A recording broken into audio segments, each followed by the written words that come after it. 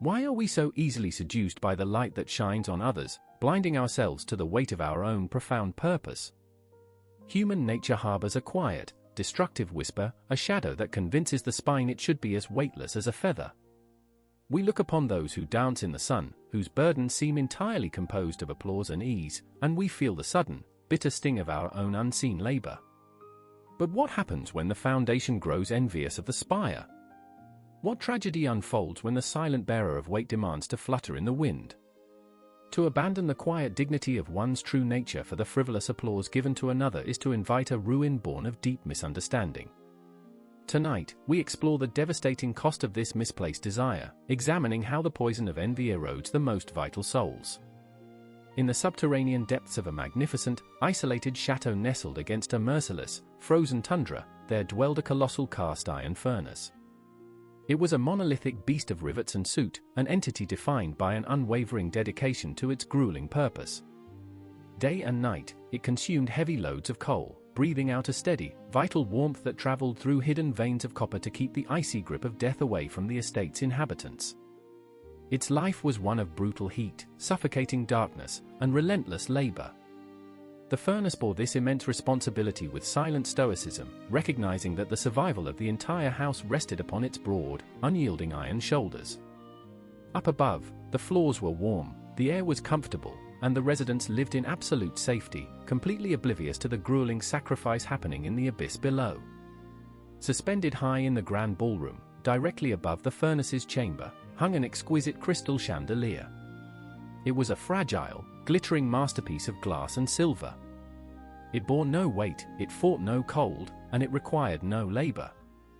When the gentle indoor drafts brushed against it, the chandelier would sway in a delicate, mesmerizing dance, casting a kaleidoscope of dancing rainbows across the walls and emitting a soft, melodic chiming.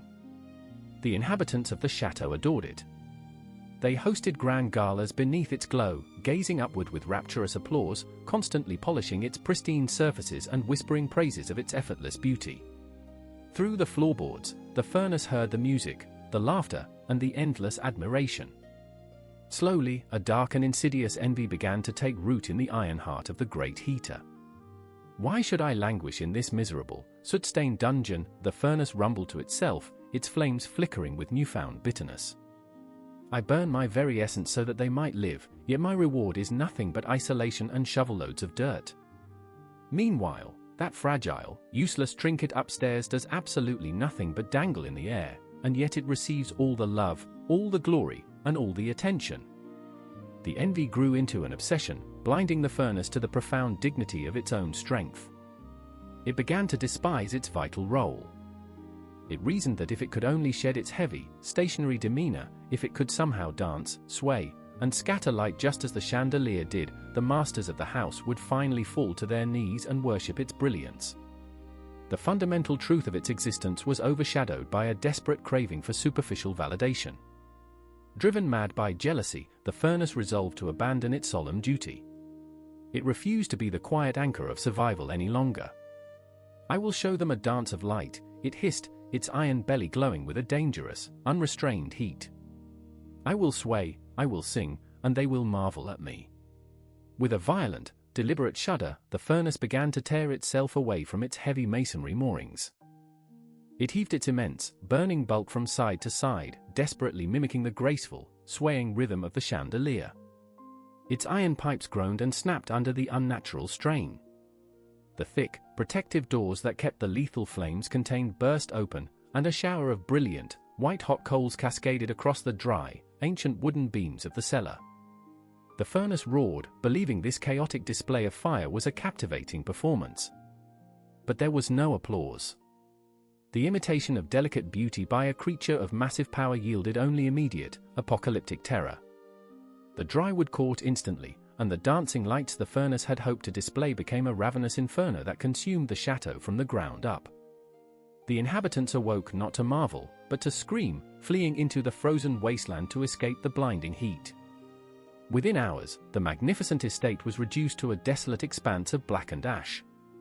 As the fierce winter winds howled through the ruins, the furnace sat immobilized in the freezing wasteland, its fire completely dead. Nearby in the soot lay the melted, unrecognizable remains of the crystal chandelier. The furnace had learned, at the ultimate cost, that abandoning a noble, essential purpose to foolishly imitate the frivolous life of another leads only to total destruction. The tragedy of the great furnace mirrors one of the most pervasive afflictions of the modern human condition, the desperate hunger for superficial validation at the expense of our true, profound purpose. We live in an era that frequently celebrates the sparkling, effortless aesthetics of the chandelier, the influencers, the performers, those who seemingly dance through life without bearing heavy burdens.